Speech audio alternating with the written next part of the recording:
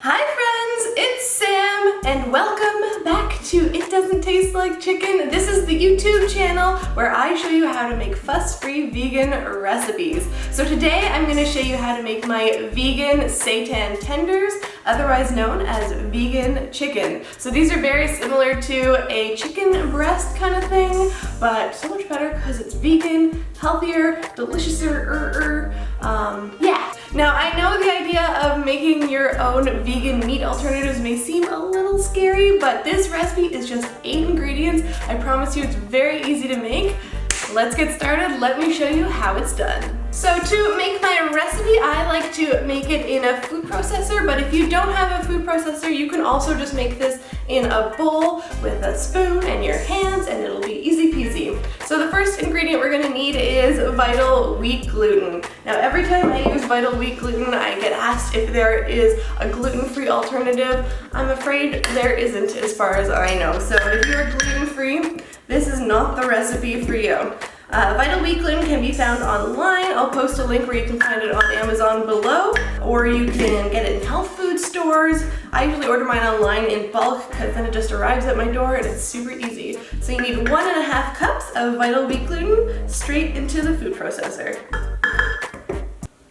It's getting powdery in here. Next, you're gonna need 300 grams of soft or silken tofu. This entire package is 300 grams, so it makes it very easy. Cut the package open, and in case there's any little bit of water, I'm just gonna drain that off into the sink. Just like a tablespoon of water there, not much. And then plop that whole thing straight into the food processor with the vital wheat gluten. Get in there. Now I'm just gonna add 2 tablespoons of water. 2 tablespoons of nutritional yeast. Next, I'm gonna add 1 tablespoon of onion powder.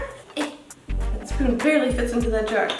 2 teaspoons of vegetable broth powder or vegetable stock powder, or 1 vegetable bouillon cube. Any of those will work. 1 teaspoon of garlic powder, and 1/2 teaspoon of salt. So I'm just gonna mix everything together until it kind of starts to form a ball.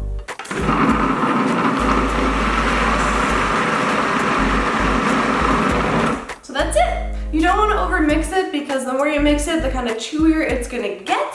And I want to keep this vegan chicken nice and tender and juicy. So here we go. In the meantime, you're gonna want to get your steamer pot going. So in order to do that, fill a large pot with a couple of inches of water, put your steamer basket on top and cover that with a lid and bring that to a boil. So grab your vital wheat gluten again and just dust your clean work surface with a bit of vital wheat gluten and dump out the dough. If you have any other little bits, you can just pick them up, add them in there. It's very sticky. So now I'm just gonna use a little bit more flour to dust the top as well. That's just because the dough is really sticky, so you want to stop it from sticking to your hands. So just gather the dough up into a ball. Grab yourself a knife. I like to use a big one because I find it easier, and cut it into 6 pieces.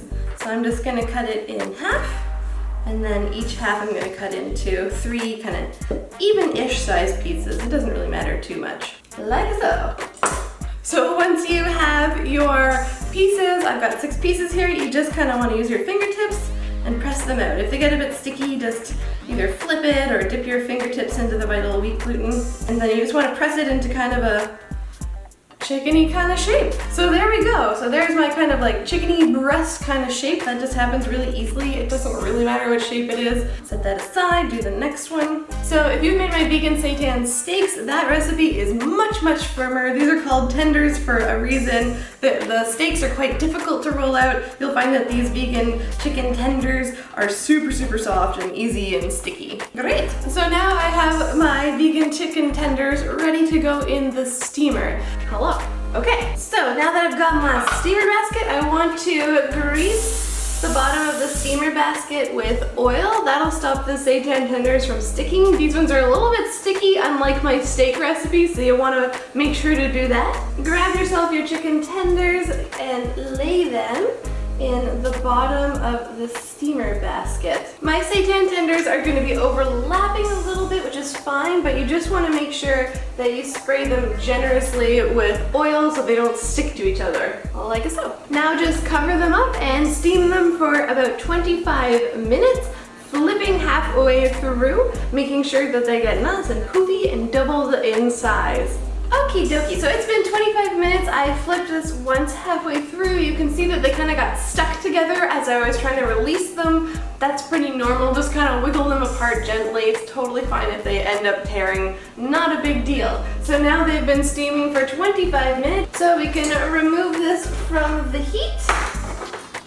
Grab yourself a plate, and here are my very funny looking seitan tenders. Now, if you wish, you can leave them plain as is. You can let them cool and pop them in the freezer, but what I like to do best is marinate them. So here we go, my vegan seitan tenders. Now at this point, I admit it, they look kind of weird, but you know what, so does chicken breast, so whatever.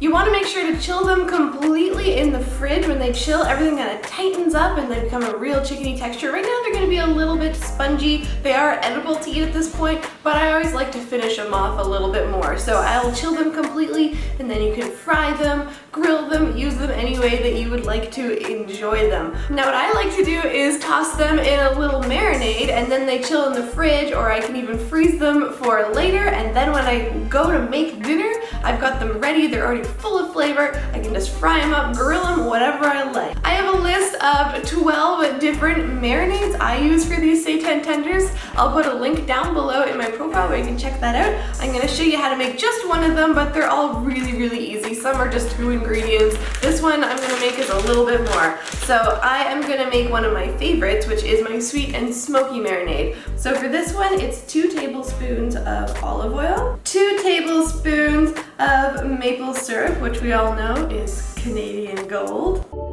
You could also use agave if you prefer. 2 tablespoons of soy sauce, 1 teaspoon of liquid smoke, half a teaspoon of garlic powder, and half a teaspoon of chili powder. Now this makes enough to marinate 2 seitan tenders. If you want to marinate all 6, feel free to triple the recipe. But because I like to do a bunch of different flavors and there are only 2 of us in this household, just me and my boyfriend Adam, this is perfect because then I can have sweet and smoky seitan tenders one night and jerk seitan tenders the next night and maybe a Mexican marinade the night after that. So I can play around with the different flavors and have all sorts of different recipes. So I just grab the bag like this and kind of mix it up. Super duper easy, like so. And then I can pop 2 of the seitan tenders straight into this marinade. They're still warm from the steamer, and that's totally fine. I'll try to get as much air as possible. And then we'll just slosh them around like so the marinade goes around all of them. And then I'll just pop it in the fridge or even the freezer straight like that. Now I made some of these yesterday because I prefer when they chill overnight for the best texture. So let me grab them, we'll fry them up and do my favorite part of the videos, give them a taste test. Alrighty, so once your oil is hot, just grab the seitan tenders and add it to the pan. And these are already cooked and edible, so you don't have to worry about poisoning yourself or anything like you would with chicken. You just want to heat them up, so just a couple minutes per side, give them a nice little brown coating, and make them all delicious, and oh, that smells good. Yeah, give them a little flip. Oh yeah, look how good that looks. Delish.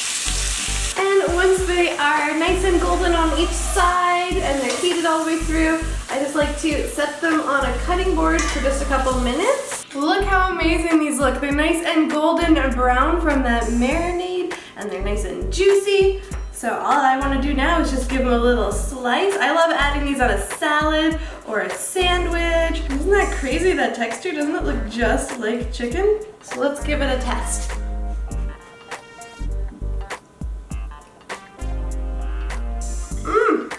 It's so good.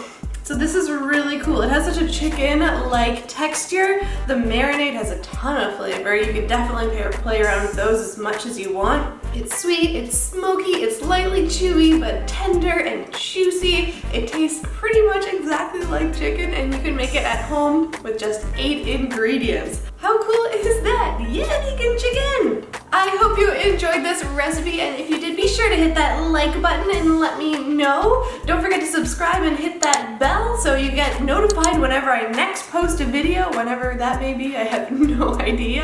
And I'll see you next time. Bon appetit! Okay, chickpea, you want a little taste? Come here, you want it? Remember? Yeah, come on. Oh, good girl. Oh, is that good? Yeah, she likes it.